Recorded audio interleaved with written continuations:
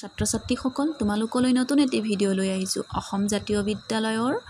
চতুৰ্থ শ্ৰেণীৰ আপোন পাঠৰ কাঁহৰ মেল এই পাঠটিৰ প্ৰশ্ন উত্তৰসমূহ তোমালোকলৈ আগবঢ়াই আছোঁ আজি তোমালোকলৈ লৈ আহিছোঁ বাকি থকা প্ৰশ্ন উত্তৰসমূহ তোমালোকে ক্ৰমান্বয়ে ভিডিঅ'সমূহ চাই যাবা মোৰ ভিডিঅ'সমূহে যদি তোমালোকক উপকৃত কৰে তেনেহলে মোৰ চেনেলটো সাবস্ক্ৰাইব কৰি ল'বা লাইক শেয়াৰ কৰিবলৈ পাহৰি নাযাবা আহাচোন আমি কিনো আছে প্ৰশ্ন উত্তৰ কেইটা আমি তাকে চাওঁ ইতিমধ্যে তোমালোকৰ লগত 8 নম্বৰলৈকে আলোচনা কৰা হৈ গ'ল আজি তোমালোকলৈ লৈ আহিছোঁ 9 নম্বৰৰ পৰা বাক্য ৰচনা কৰা আহাচোন বাক্য ৰচনা কেইটা আমি কৰোঁ হাত চাপৰি সমাদৰ বিখ্যাত আশা হাত চাপৰিটো চোৱা হাত চাপৰি বজাই ভকত কেইজনে নাম গাই আছে তাৰ পিছত সমাদৰ শিক্ষকসকলক ছাত্ৰ-ছাত্ৰীসকলে বৰ সমাদৰ কৰে তাৰ পিছত আছে বিখ্যাত সৰ্থেবাৰী কাঁহ শিল্পৰ কাৰণে বিখ্যাত তোমালোকে নিজৰ মতেও লিখিব পাৰিবা কিন্তু মই অকনমান আইডিয়া দি দিছো আশাটোত আশা আছে কাৰণে পৃথিৱীখন ধুনীয়া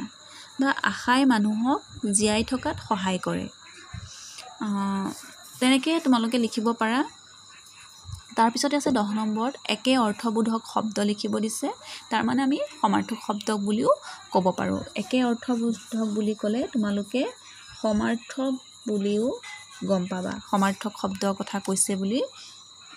গম পাবা তাৰ পিছত আছে উদাহৰণত দি দিছে মেল সভা এটো দি দিছে কিতাপত গাঁও হলে গয়া তোমালোকে গাঁও আৰু এটা লিখিব পাৰা মনত পৰি গ'ল গ্ৰাম্যটো লিখিব পাৰা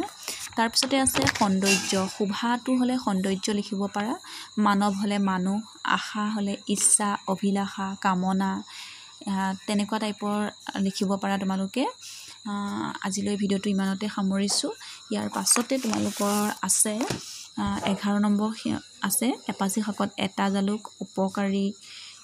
অজগৰে খায় এই কিটা প্ৰশ্ন তোমালোকক মই আগবঢ়াম তোমালোকে ভিডিঅ'সমূহ চাই যাবা ক্ৰমান্বয়ে তোমালোকে যেতিয়া লাইক শেয়াৰ কমেন্ট কৰা তেতিয়া মোৰ আৰু ভিডিঅ' বনাবলৈ উৎসাহিত হওঁ আজিলৈ সামৰিছো ভিডিঅ'টো ধন্যবাদ